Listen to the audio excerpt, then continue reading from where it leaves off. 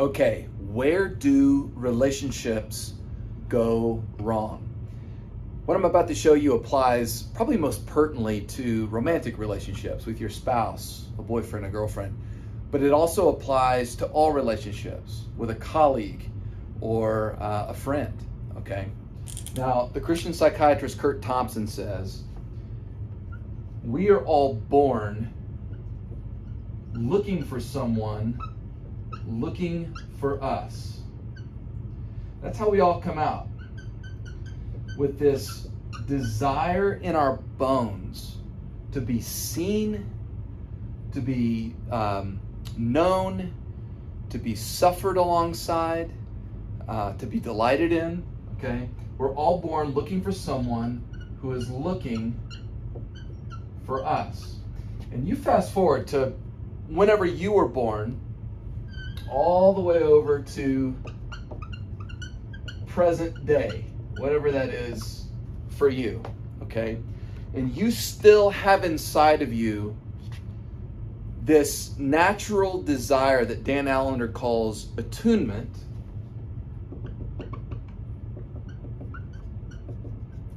which is that desire to be seen, to be felt with, to be suffered alongside, to be delighted in, okay? We all still have this beating in us, okay? We all long for it. But where relationships go wrong is that somewhere between being born, looking for someone who is looking for us, and this desire or longing in us that still beats for attunement, we have been hurt. And the way our brain works is when we are hurt emotionally, relationally, in our families of origin, okay, our brain wires itself in such a way that Adam Young says it promises, so it thinks, we will never be hurt like that again. It creates an operating system that is defensive by nature. I'm trying to be on guard against being hurt again, physically, emotionally, mentally, or spiritually. And from that hurt grows this operating system that is rooted in what, again, Allender calls contempt. And this contemptuous operating system, or the contempt cycle, is where relationships go to die. Now, there is offensive contempt, okay? That's kind of an attacking kind of a contempt. And there is defensive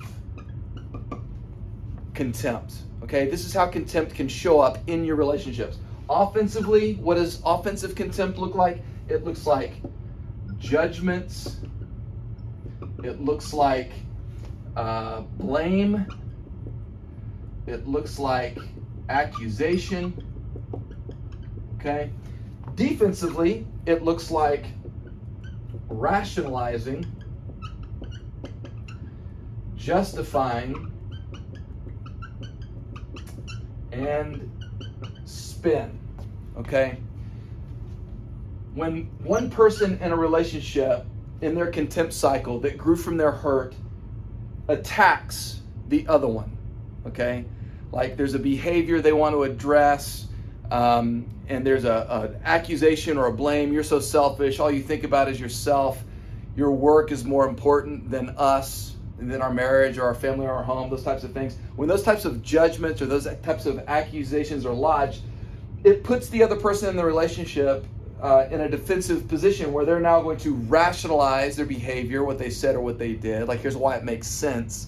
Or they're going to justify it. Not only does it make sense, here's why it's a good thing I did what I did or I said what I said. Or they're going to start spinning things, overemphasizing parts of the story, underemphasizing others, trying to use information to make you see or do or believe whatever I want you to see or do or believe. Well, that's going to, again, come back over here, and the person's going to lodge a counter assault, and then this person's going to offend. And now we're in this cycle of contempt, and this is where relationships go to die, or at least go to sleep, okay? So what has to happen is, if we can find your contempt, we can find your hurt. And if we can find your hurt, we can heal it. By the way, How does that happen? By offering you what you didn't have in the first place. Attunement. I see you, I feel with you. Even the story of old. I see you, I feel with you. I'll suffer alongside you in that. Delight in you. And once the hurt is healed, we uninstall the operating system of contempt, and that allows us to come over here and engage in attunement, this bond that helps relationships last forever and thrive from here to there. And that attunement is a two-part epoxy. It's like JB Weld, okay? Now I can emotionally be vulnerable with you, which means I'm willing to reach for you with what I feel, reach for you with what I need. And the other part is emotional accessibility, which means I'm willing for you to reach for me with what you feel and what you need.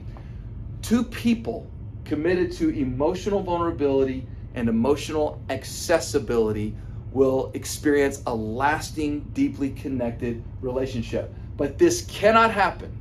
This cannot happen until we address the very real hurt of your life that is driving your contemptuous operating system, which is about survival. It's not about relationship. This is where relationships go wrong.